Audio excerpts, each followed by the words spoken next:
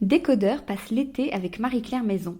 C'est vrai que dès que le soleil brille plus fort, on a envie de faire son sac et d'aller voir ailleurs si on y est. Et ça tombe bien, dans le dernier numéro, la rédaction a étoffé ses bonnes adresses d'hôtels. Le Quinta da Comporta, vous connaissez ? Le Barn, à 1 heure de Paris ? Le Loupinet, à Saint-Tropez ? Découvrez des hôtels aussi dingues qu'inspirants qui nous ouvrent leurs portes pour une parenthèse enchantée. Bonne lecture !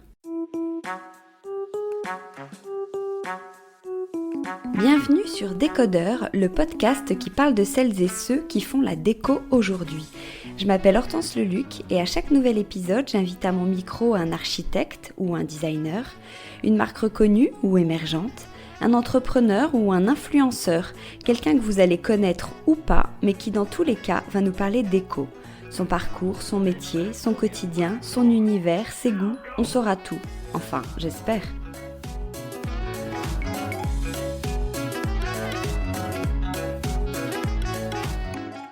Bonjour à tous, merci beaucoup d'être là pour ce rendez-vous déco.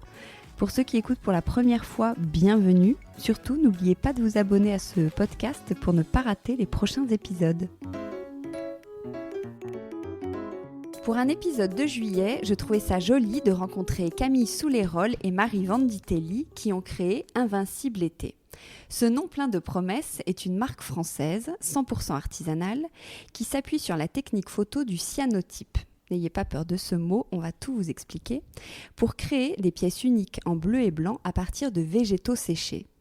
Des herbiers d'un nouveau genre et un art très particulier, à la fois technique et poétique, auquel j'ai eu la chance d'assister un après-midi de juin lors d'une séance de travail entre Camille et Marie, qui se connaissent depuis quelques années, elles vont nous raconter.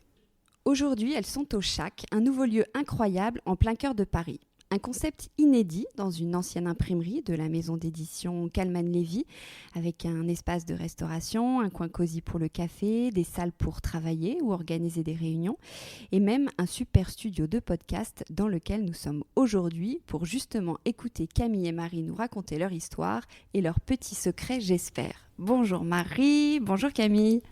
Bonjour Hortense. Bonjour Hortense.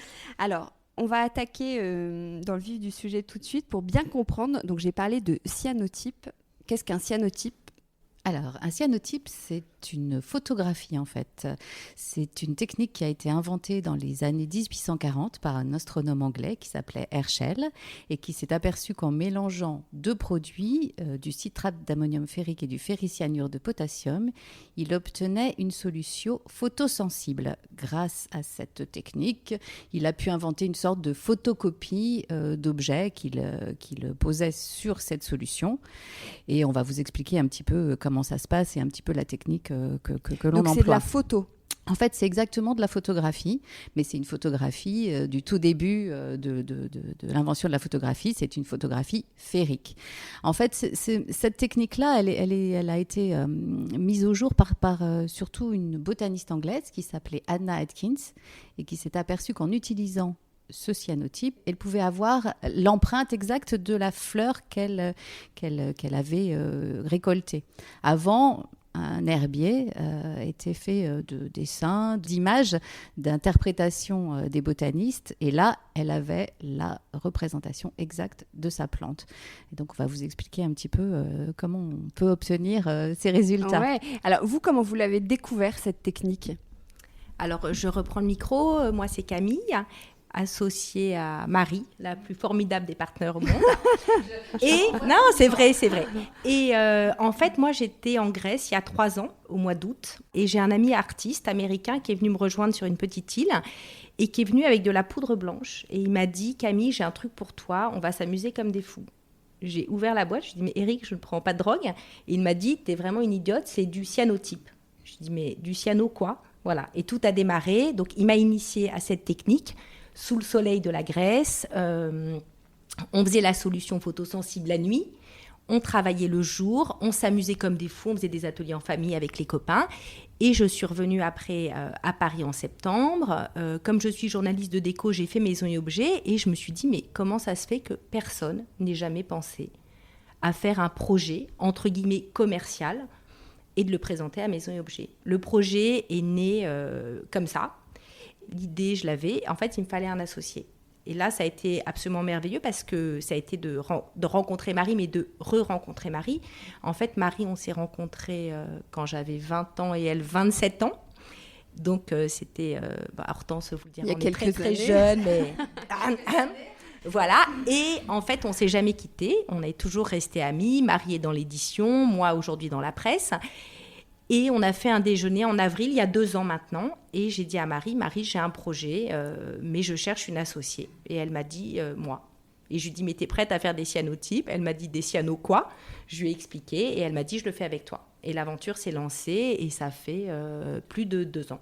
Mais au début, c'était justement un petit plaisir, un délire entre guillemets, où il y avait une ambition dès le départ. Non, il y avait vraiment une ambition dès le départ parce qu'on avait envie de se retrouver sur un projet qui pouvait comme ça se développer et puis surtout remettre un petit peu l'artisanat au milieu de la scène. C'est-à-dire que moi, je suis beaucoup devant mon ordinateur. C'est vrai que Camille est plus dans la prod, mais retrouver comme ça un projet en duo et surtout quelque chose qui soit une technique qui soit exactement la même qu'il y a pratiquement 200 ans, on trouvait que c'était quelque chose de génial. Et surtout, le résultat, pour nous, a été totalement magique.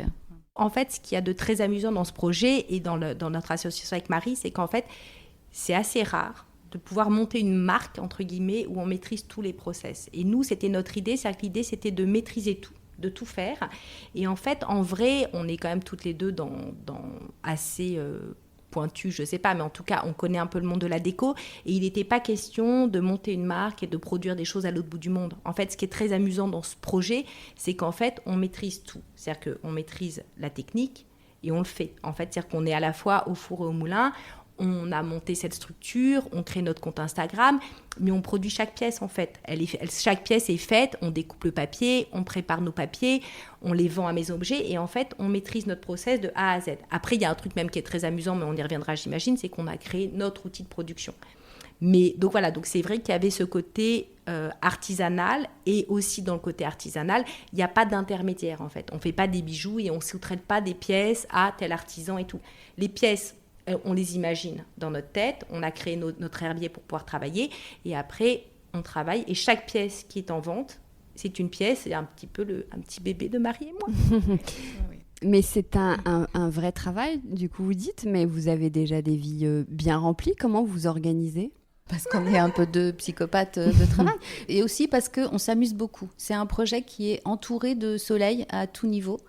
On y prend quand même beaucoup de plaisir. C'est un travail de chien, c'est énorme, ça nous prend beaucoup d'heures et beaucoup de temps.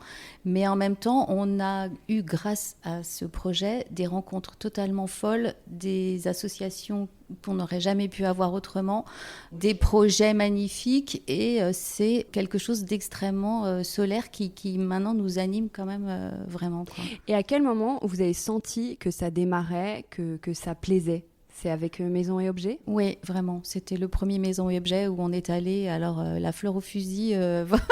bon, enfin, il faudrait qu'on vous explique un petit peu comment c'est né, parce qu'on s'est vu donc en avril et il fallait qu'on commence à prévoir des pièces pour septembre et surtout s'inscrire à Maison et Objet. C'est pas en septembre, il fallait s'inscrire je crois que c'était 15 jours après notre rencontre. Donc ça a été un peu rock'n'roll, mais voilà quoi, on a commencé à produire.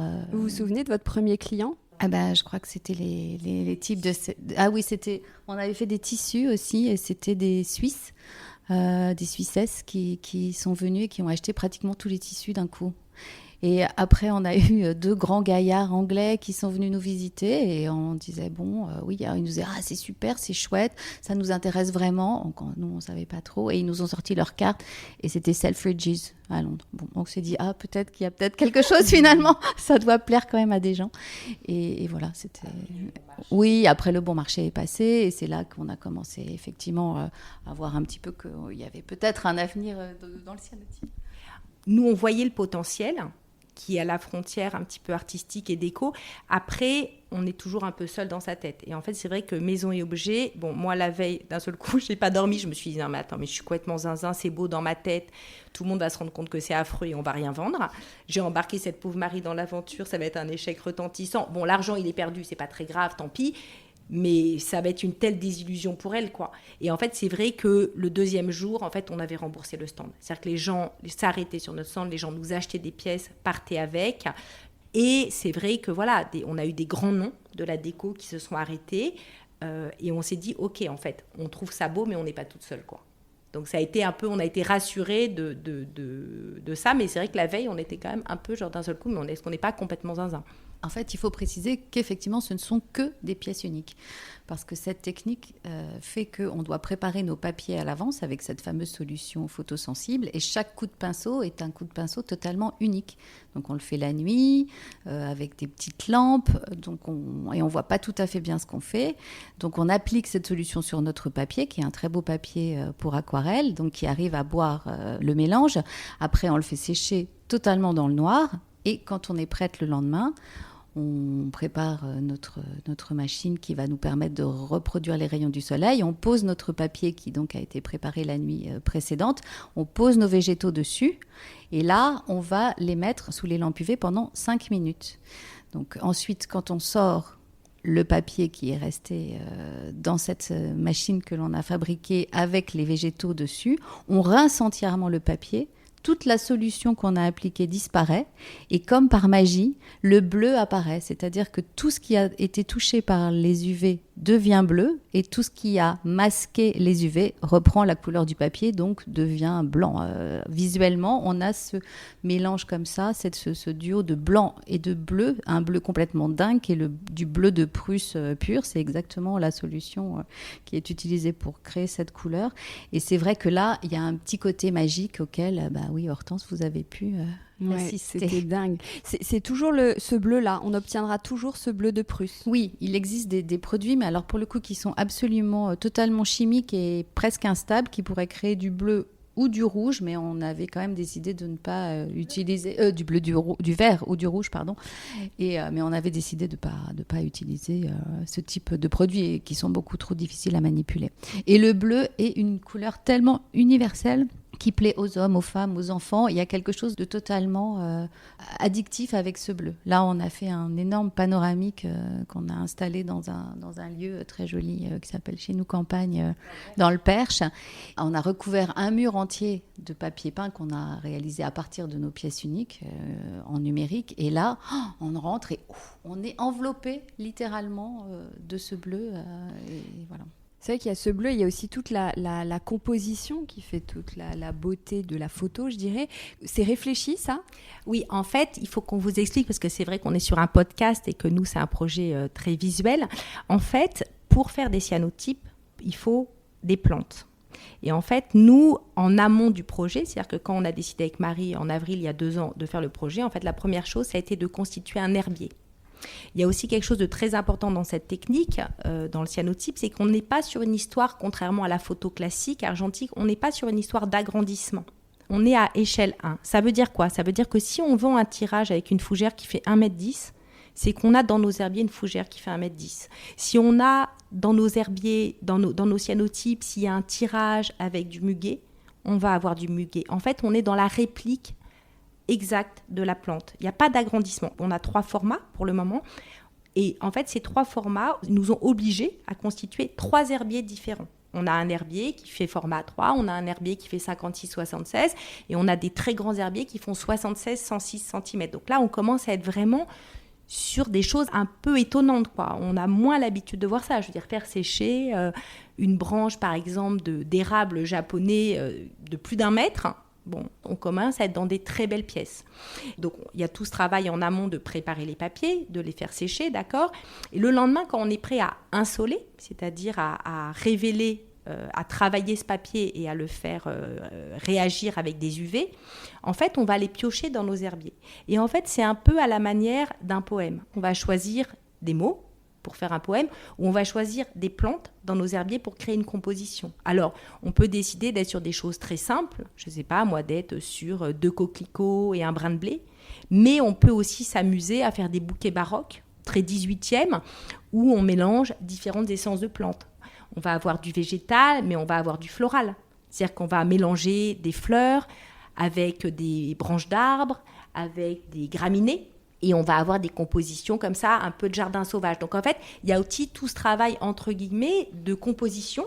Et c'est vrai que notre travail avec Marie, en fait, notre expertise, on est un petit peu comme 2 petites pots de Nutella, c'est beaucoup d'expérience où on a l'habitude de concevoir des choses.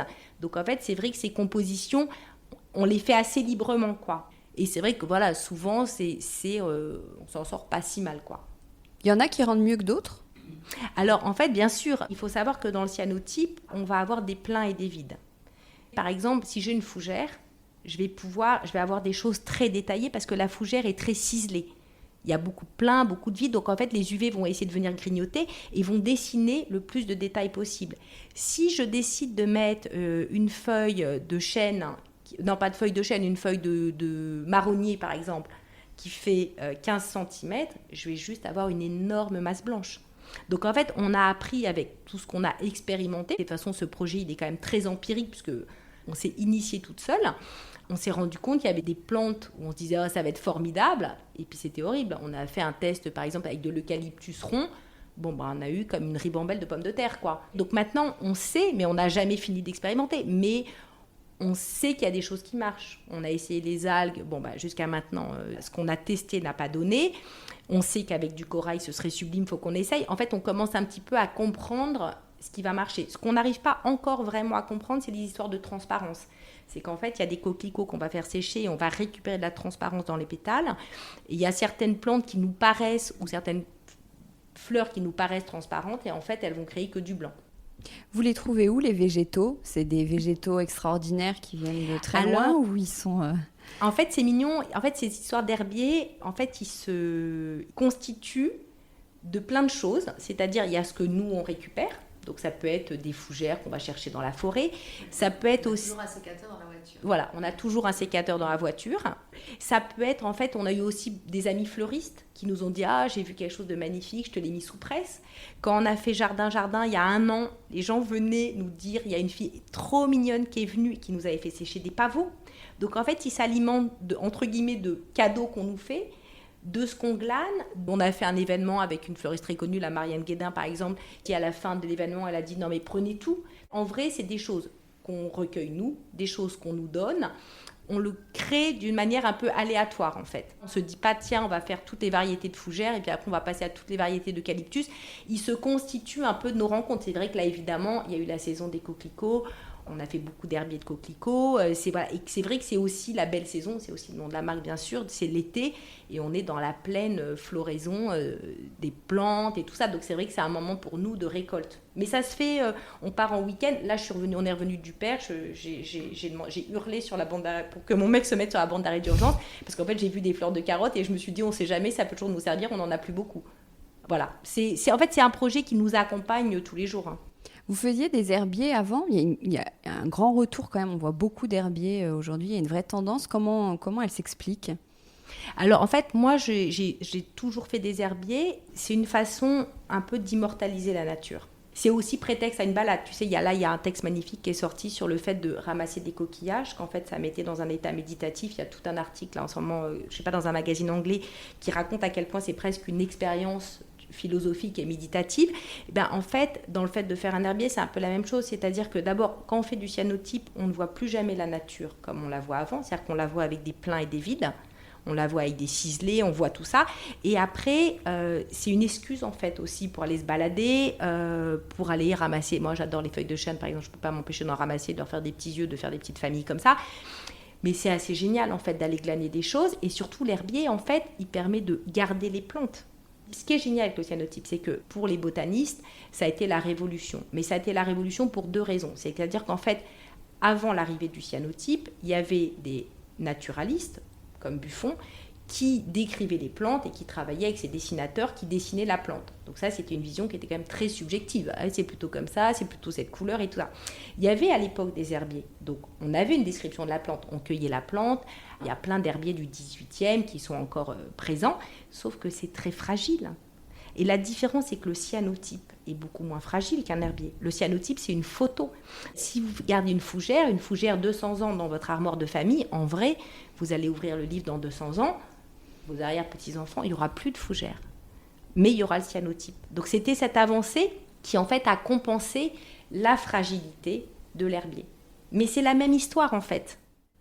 Le cyanotype, donc, c'est une technique photo, donc où souvent on parle de chambre noire. Vous avez une chambre noire, en fait. Tout à l'heure, Marie, vous en parliez un peu. Ben non, parce qu'en fait, tout se passe à la lumière. En fait, la chambre noire pourrait être utile dans une histoire de développement photographique. Alors, c'est pas du tout cette technique-là. On applique le produit la nuit, ça c'est sûr, puisqu'il est photosensible, il ne faut surtout pas qu'il voit les UV. Mais la révélation se fait dans de l'eau claire, rincée en plein jour, juste quand on a terminé. Après les 5 minutes d'insolation, le papier est plongé dans l'eau et là, toute la technique est stoppée, l'insolation est stoppée et l'image est fixée à jamais. C'est vraiment tout simple. Donc en fait, on fait beaucoup d'ateliers et c'est là qu'on voit vraiment l'intérêt de tout le monde et ce côté totalement magique de la révélation. Et la technique d'insolation? Quand on s'est vu avec Camille, on s'est dit, bon, alors on va faire des petits papiers qu'on va vendre, etc. Puis on dit, ce serait quand même pas mal si on avait des tailles un petit peu supérieures, quoi. Si on fait du A4, ça va vite être limité.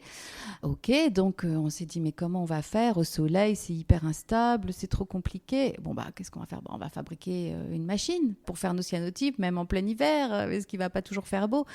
Mais oui, mais comment on va faire? Parce que qu'est-ce qu'on prend, qu'est-ce qu'on utilise? Donc Camille a essayé de se renseigner de son côté, moi de mon côté.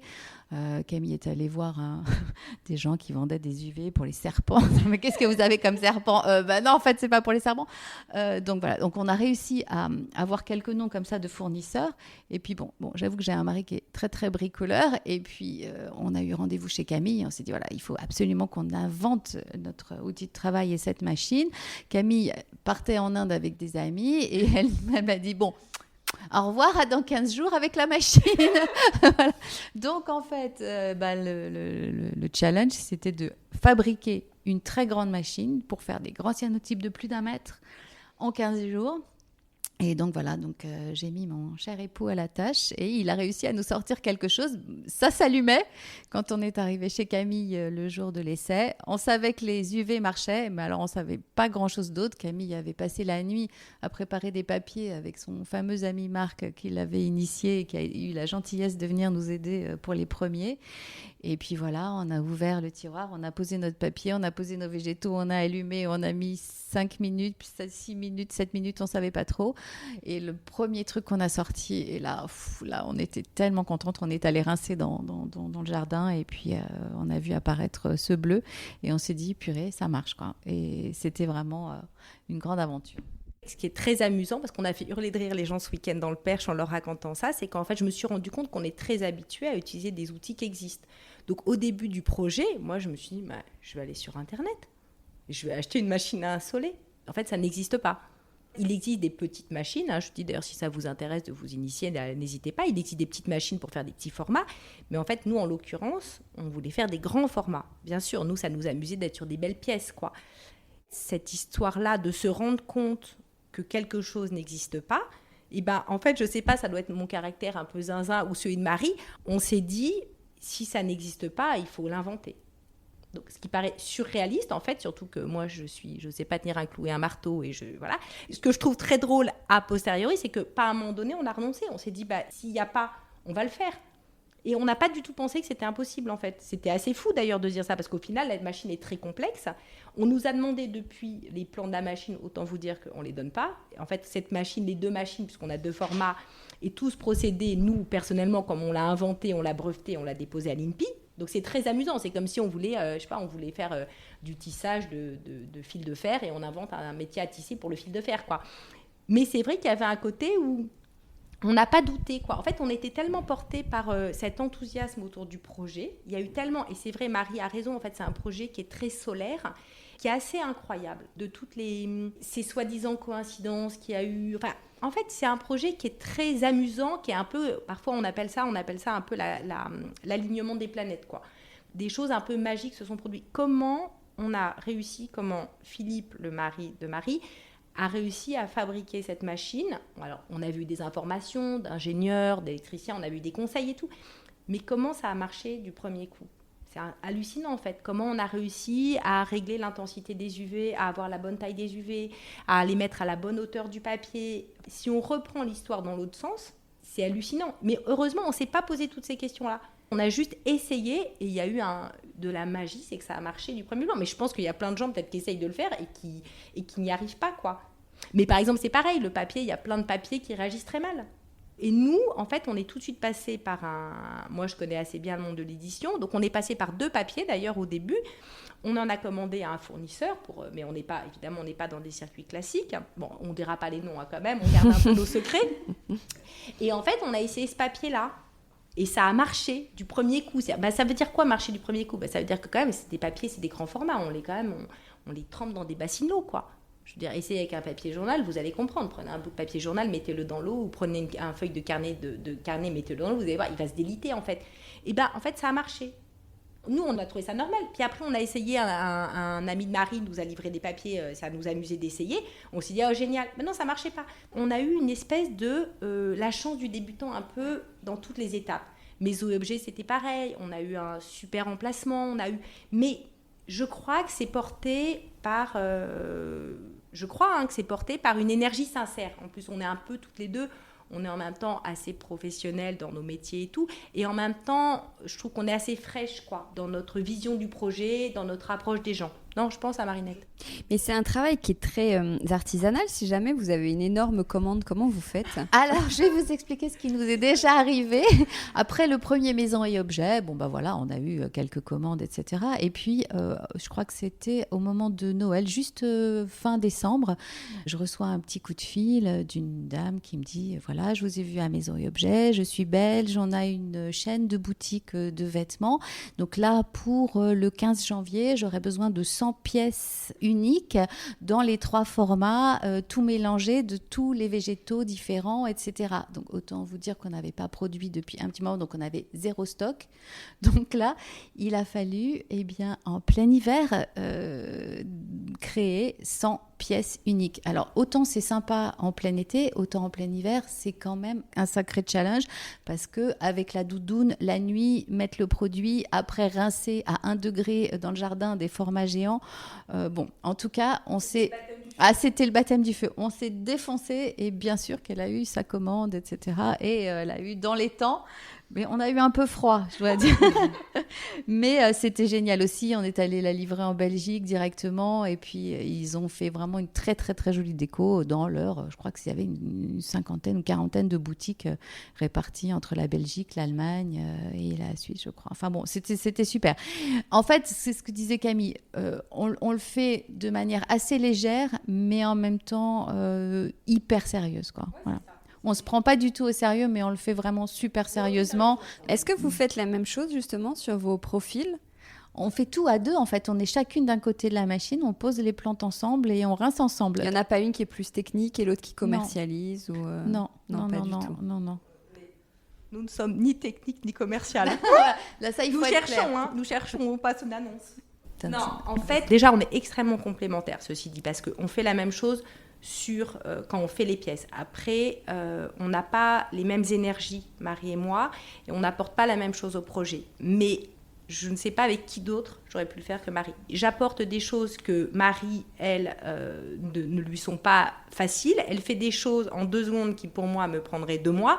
Et c'est vrai que c'est assez génial d'être complémentaires comme ça. Après, ni elle ni moi ne sommes commerciales. Après, elle et moi, on a beaucoup d'expérience. Donc en fait, on compense, je pense, un peu ce manque d'école de commerce, ce côté marketing, business, qu'on n'a pas du tout. Mais ceci dit, en fait, si on voit le parcours qu'on a fait depuis 2 ans, on a un ami dont c'est le métier, qui a regardé ça d'un œil d'expert de start-up. Il nous a dit, ouais, les filles, génial votre start-up. On a dit, start-up de quoi ? Il dit, non mais oui, en fait, vous avez réussi, vous avez fait du chiffre, vous avez des belles rencontres, vous avez des projets. Si je devais investir, j'investis demain. Et je me suis dit, mais comment c'est possible ? Moi, je suis une bille. Marie, c'est pas non plus ses compétences. Mais ce qui est vrai, c'est que ce côté, entre guillemets, amateur est compensé par de l'expérience humaine et professionnelle qui va faire que si on va à un rendez-vous, par exemple, je sais pas, pour faire une mission pour une très belle marque, et ben en fait, on va appeler des gens un peu pour nous aider à établir le devis, parce qu'on a quand même un réseau un peu étendu. Et puis, on va avoir un rendez-vous plutôt sympa. Et puis, au final, on va le faire le truc et ça va bien se passer. Donc, Après, en fait, la marque va nous rappeler pour refaire autre chose.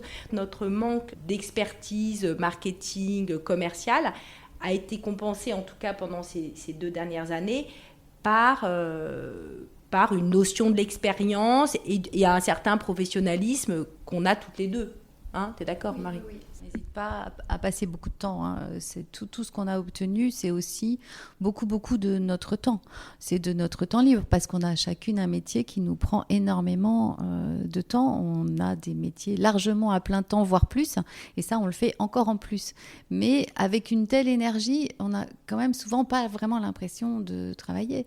Et c'est quelque chose qui nous apporte d'autres choses que notre Justement, métier. qu'est-ce que ça vous apporte? Parce que vous avez toutes les deux des métiers déjà très créatifs et ça, c'est une activité qui l'est tout autant. Qu'est-ce que vous êtes venu chercher? Là, on a toutes les rencontres qu'on ne pourrait pas avoir d'habitude. Dans un milieu professionnel, on gravite souvent autour des mêmes choses et des mêmes sujets. Bon, c'est vrai que Camille rencontre beaucoup plus de gens que moi, puisqu'elle est journaliste et que c'est aussi son travail.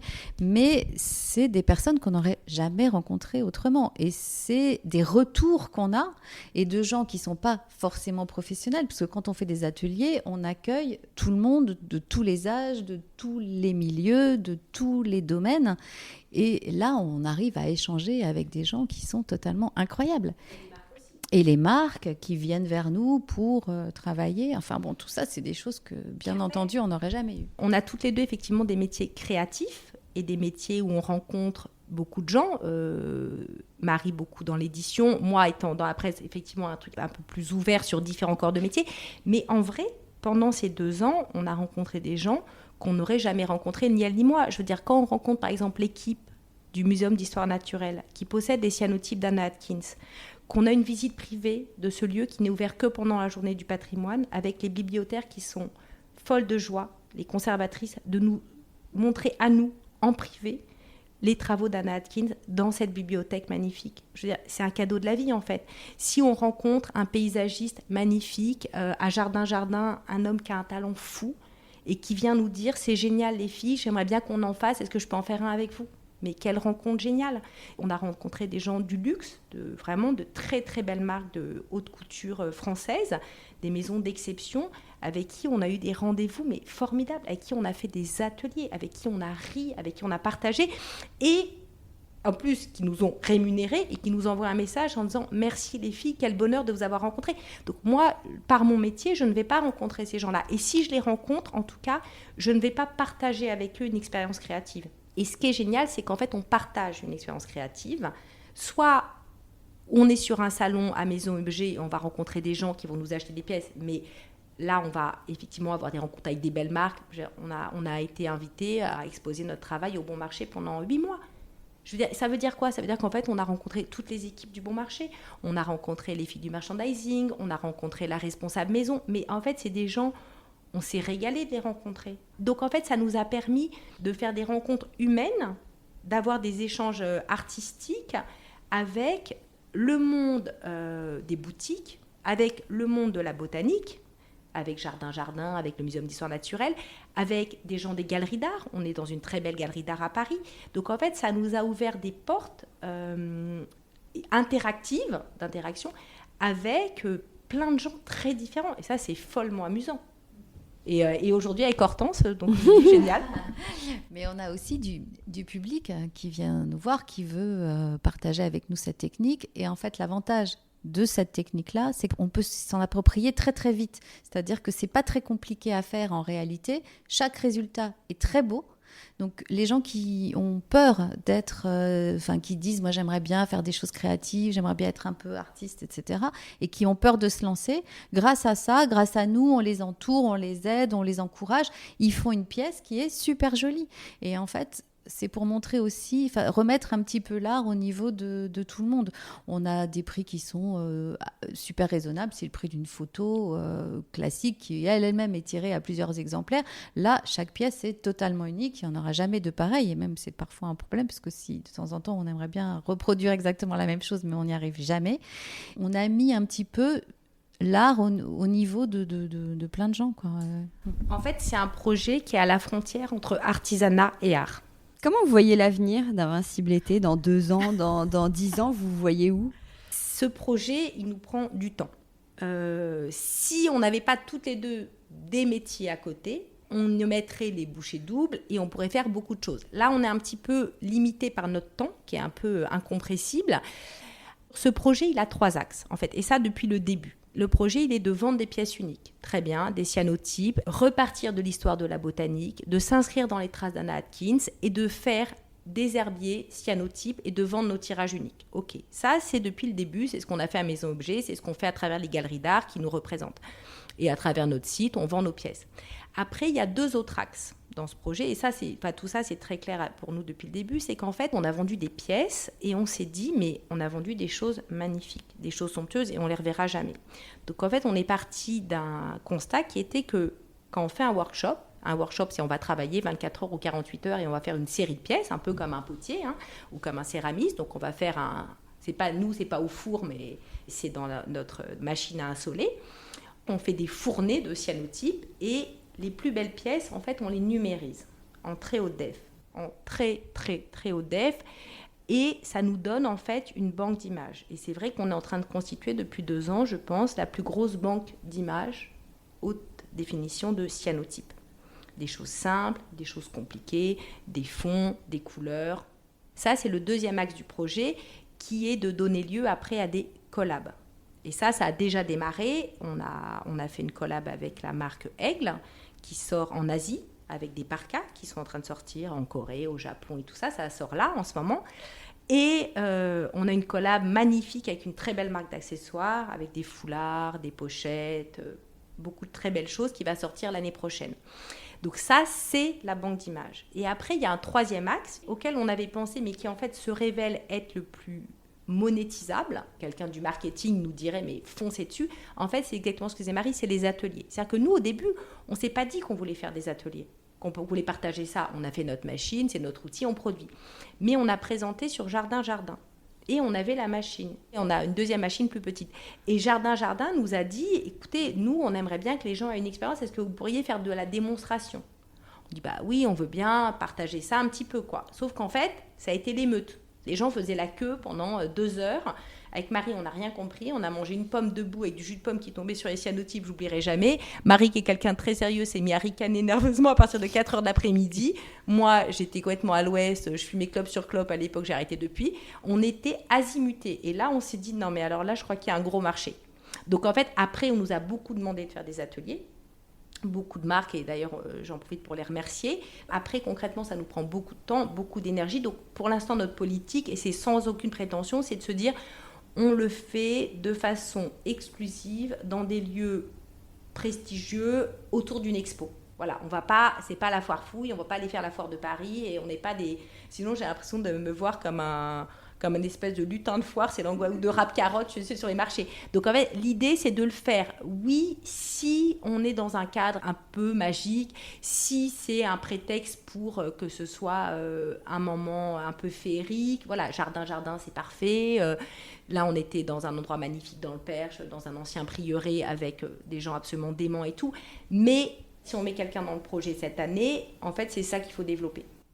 Parce que concrètement, on vous trouve où aujourd'hui ? Là, un auditeur qui a envie de voir en vrai et soit de participer à un de ces fameux ateliers, comment il peut être au courant, et s'il a envie d'acheter un cyanotype. On est représenté par une super galerie de filles formidables, Fanny Solé et Olivia Defayet, qui ont monté Willow and Grove. Voilà, donc ça, elles nous représentent notamment sur Paris. Voilà, mais oui, il faut juste parce que épisode 42, je crois, de Décodeur, je les avais rencontrées. Donc c'est vraiment 2 filles super qui nous ont suivis depuis le début, depuis le premier Maison et Objets. Elles sont venues nous voir et bien sûr qu'on est totalement ravis de partager tous nos cyanotypes avec elles. Et elles font 2 gros pop-up par an. Et on met toutes nos informations sur notre Insta, qui est donc invincible.été, et aussi sur le site internet. Et je pense que si c'est maintenu, on aura un gros événement en septembre ouvert au public au Jardin des Plantes. On verra, enfin toutes les infos seront dispo sur notre site. Mais bon, je vous ai toujours pas demandé le nom d'Invincible été, ça vient d'où ? Alors en fait, ce nom, Invincible été, c'est une phrase magnifique de Camus, que j'ai découvert il y a longtemps. J'étais en reportage avec un photographe et je ne sais pas pourquoi on parle de ça et il me dit cette phrase de Camus qui est « C'est au cœur de l'hiver que j'ai découvert l'invincible été que je portais en moi ».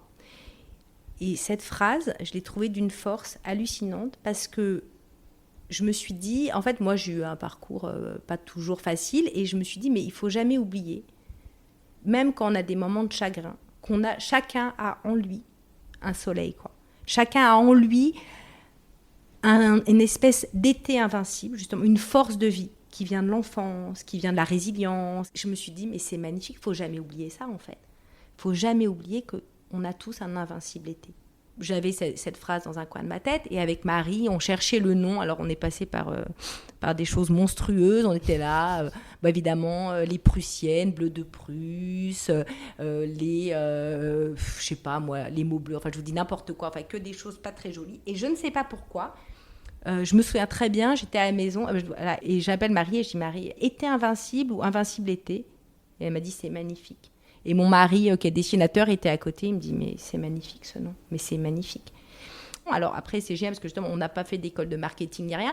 Mais en fait, si on voulait faire du storytelling, on est dans un vrai storytelling. C'est-à-dire que nous, on a appelé cette marque Invincible Été parce que, en fait, c'est un projet que j'ai découvert en Grèce, sous le soleil de la Grèce, en plein été, avec un ciel bleu de dingue, une mer bleue de dingue, et des végétaux verts que j'allais ramasser pour insoler des branches d'olivier, des branches de palme.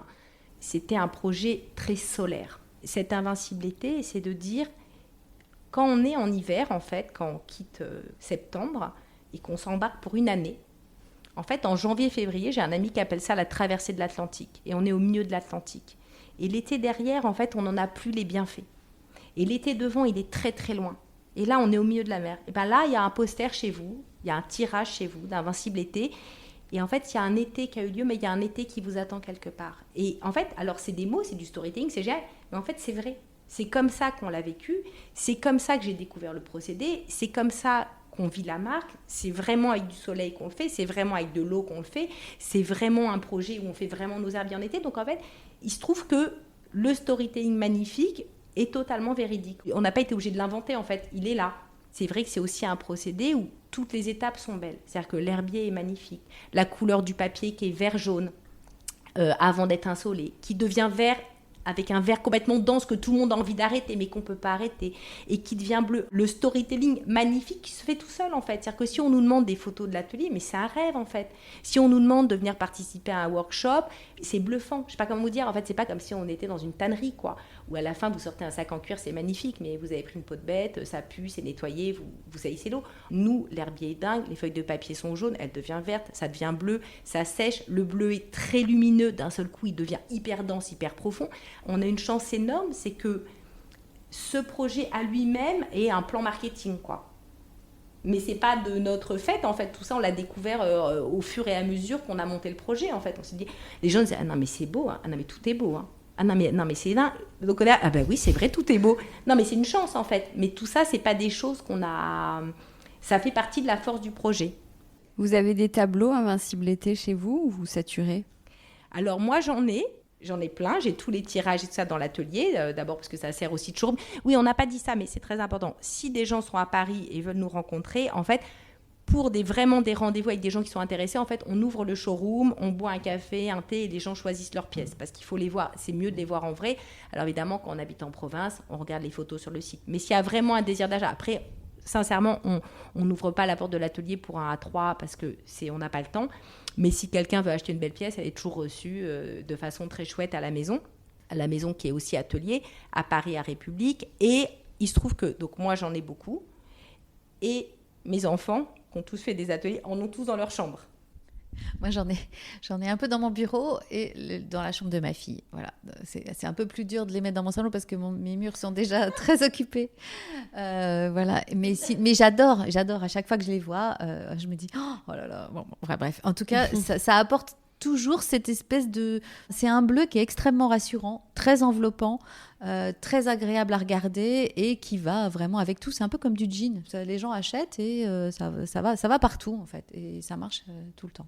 Ça ressemble à quoi, Marie, chez vous, votre style déco? C'est très, très, très, très épuré. C'est blanc, kaki et beige et beaucoup de noir aussi. Il y a beaucoup de noir chez moi. Et il y a quelques belles pièces artistiques parce que j'ai beaucoup acheté de tableaux, de sculptures, voilà, de choses qui sont un petit peu pointues. Il y a des courants ou des créateurs ou des designers que vous aimez particulièrement ? En fait, moi, j'aime bien le mélange. J'aime pas tellement... J'aime être dans un endroit qui est assez décoré, mais en même temps qui est quand même un petit peu cool. C'est pas trop apprêté non plus. Il y a beaucoup de plantes aussi, parce que quand même ça, j'adore. Et c'est là-dessus aussi qu'on s'est retrouvés avec Camille sur ce projet. C'est parce que j'ai vraiment un vrai amour du végétal, mais complètement. On s'en lasse absolument jamais. Voilà, donc j'aime beaucoup le vert, qui est vraiment une de mes couleurs préférées. Et par chance, ça va bien avec le bleu. Et Camille ? Je parlais de ça avec mon mari, là, il y a genre 2 jours, et je lui dis, mais tu sais, en fait, on n'a pas vraiment une maison. Mon mari travaille énormément, moi aussi, il dessine, et moi, je fais beaucoup de photos, je suis styliste et rédactrice déco. On a une maison qui est une maison de travail, en fait, où moi, j'ai un immense atelier qui fait 45 mètres carrés, où il y a des trésors dans les placards, mais sinon, j'essaye de faire en sorte qu'il n'y ait rien, parce que j'ai la tête pleine. C'est le contraire de chez Marie, c'est-à-dire que Marie, tout est fait pour le confort, avec un canapé somptueux, on est bien. Et nous, en fait, ma maison, elle est magnifique, elle est très jolie, mais elle est totalement inconfortable. Il n'y a pas de canapé, par exemple. C'est pas un endroit où on s'assoit, en fait. C'est un endroit où on est debout, c'est un endroit où il y a des bureaux partout pour travailler. Enfin, c'est un espace de... Je pense que je vis dans un espace de coworking, en fait. Et c'est quel style ? C'est beau. Non, c'est beau parce que j'ai fait faire ça par un architecte, Guillaume Tervert, qui est un mec très connu et très doué. Et c'est dans les revues d'écoute. C'est très beau, mais en fait, comme moi, je suis un peu envahie par...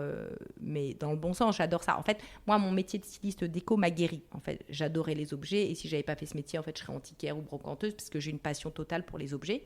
Mais d'un herbier à un tableau, à un fauteuil. Donc, en fait, mon métier de styliste où je fais des mises en scène de déco m'a complètement guérie, quoi. Je suis comme une styliste de mode. Au bout de 20 ans de fringues, en fait, elle a un jean et un t-shirt blanc, quoi. Et ben, moi, en déco, j'ai rien parce que je suis vaccinée. Tous les objets qui me font rêver, je les fais vivre dans des images et après, j'en ai plus besoin.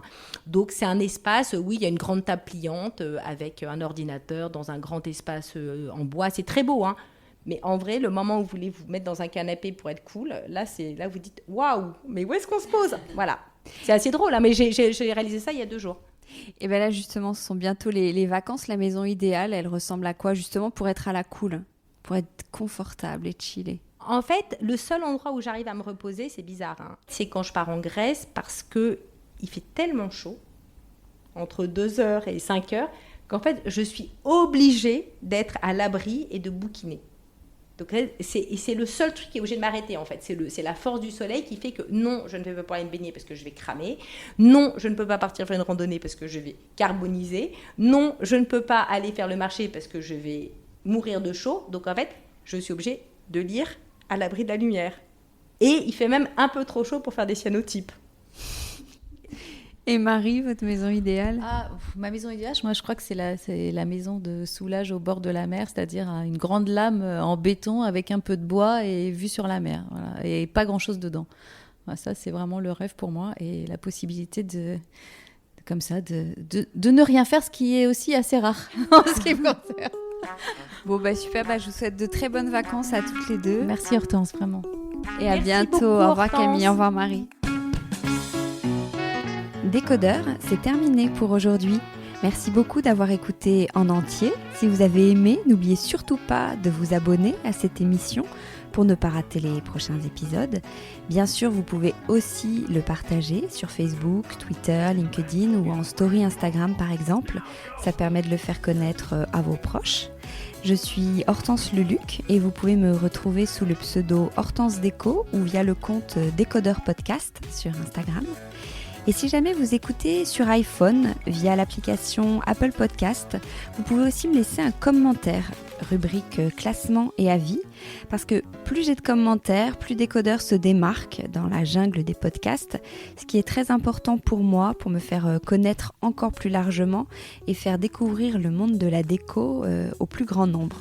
Voilà, merci et à très bientôt alors, ici ou ailleurs.